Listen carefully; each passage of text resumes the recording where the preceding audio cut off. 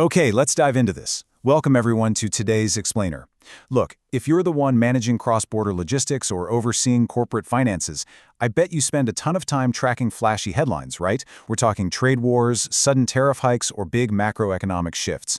But today, we're focusing on something completely different. The absolute biggest threats to your profitability are actually hiding right in plain sight on the map. I'm talking about hidden geographic risks. These are literal, narrow strips of land where geography, politics, and logistics all crash together to quietly, but severely, threaten your corporate balance sheets.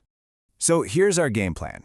We'll start by looking at Europe's strategic narrow neck, uncover the real balance sheet bleed it causes, dive into some high-stakes cargo risks, and then map out how to build true operational resilience and future-proof your global trade. All right, Section 1, Europe's strategic narrow neck. This is exactly where geography meets logistics. Let me throw a question straight out to all the CFOs and logistics managers tuning in right now. Where does your supply chain hide its biggest risk? Because, there's this massive misconception out there that tariffs, compliance rules, or obvious trade wars are your only major vulnerabilities. But the reality? The most dangerous risks you face are actually geographic. Enter the Suwalki Corridor. We're looking at a super tight 65 to 100 kilometer stretch of borderland squeezed right between Poland and Lithuania. To the northwest, you've got Russia's Kaliningrad exclave, and to the southeast, Belarus. Now, why on earth does this matter to your business? Well, because this narrow little neck is literally the sole overland road and rail link connecting the 3 Baltic states to the rest of the European Union. Crucial commercial infrastructure runs straight through it. So if you're moving machinery parts, chemicals, or consumer goods into or out of Northern and Eastern Europe, this is a critical, absolutely unavoidable choke point. Any disruption here doesn't just make the evening news. It sends an immediate, violent ripple effect through your entire logistics network. Moving on to Section 2, the balance sheet bleed, or really, the hidden costs of delays. You see, geographic choke points act as massive force multipliers for risk. Carriers and global insurers are incredibly sensitive to geopolitical risk pricing. Even without an outright conflict, just the mere perception of risk or a sudden spike in regional threat alerts can routinely cause your logistics and insurance premiums to violently fluctuate by 10 to 30%. And honestly, if your margins are tight, that kind of erratic pricing is a devastating direct hit to your profitability. Now, what's really interesting about this slide is the sharp contrast between visible friction and invisible drains. On one hand, you've got physical logistics delays, trucks lined up for miles, totally unpredictable lead times, and the forced ballooning of your safety stock. But on the flip side, we have a far more dangerous threat: working capital traps. These are your invisible drains. In modern B2B trade, time is literally capital. When your cargo is stuck at a choke point, your cash conversion cycle stretches out. That inventory turns into a mobilized, dead capital.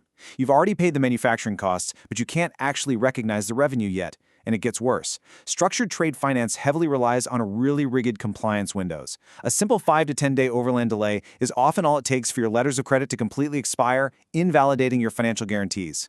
It's a total treasury nightmare. Section 3. High-stakes cargo risks. This is what happens when time isn't just money, it's cargo. Look, if you're shipping apparel or standard raw materials, a 5-day delay at the border is an annoying contractual penalty. But think about the really specialized freight we're examining here. If you're moving high-precision laboratory equipment, extended exposure to transit vibrations or rough handling during intense border inspections can permanently compromise the sensors and calibration. That asset becomes a liability before it even arrives. And what about temperature-sensitive reagents?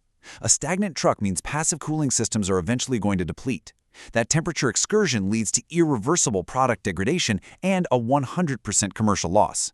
For sensitive freight, geographic choke points are a catastrophic physical threat to product integrity. Section 4. Building operational resilience. Let's get right into the executive playbook. Let's move to and see how this builds into a highly actionable 4-step framework to truly insulate your operations. Step 1. Map your exposure with data. You have to quantify your corridor reliance. Step 2. Diversify your routing and modes. Over-reliance on a single transit vector is a massive structural flaw. You absolutely must balance overland trucking with robust maritime alternatives. Step 3.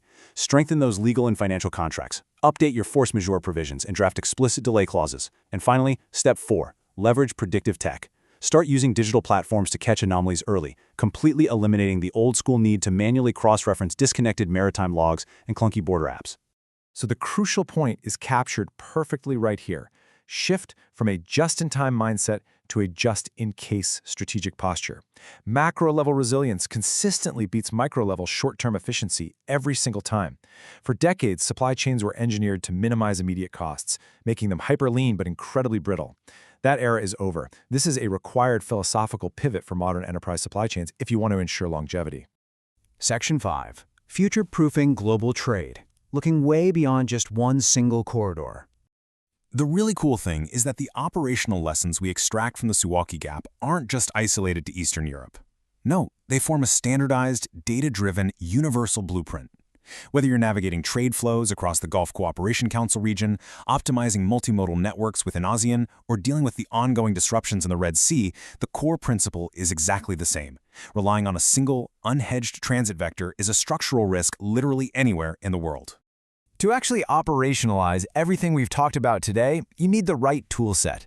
Checking Platform.Tendify.net provides that integrated single pane of glass view you really need. We're talking tariff and duty calculators to instantly price out alternative entry points, HS code finders for compliant route classification, 3D container optimization, and advanced global trade flow explorers. These aren't just nice little add-ons. These are the essential utilities you absolutely need to turn complex bottlenecks into smooth, profitable workflows. I'll leave you with this final, incredibly important question to consider. Are you turning geographic choke points into managed competitive advantages, or are you just leaving your supply chain entirely up to chance? Look, the geography of global trade isn't going to change, but how you adapt to it absolutely must. It is definitely time to stress test your operations, smash those data silos, and build lasting operational resilience today. Thank you so much for joining me for this explainer. I highly encourage you to take these insights straight back to your teams and start mapping out your own contingencies right away.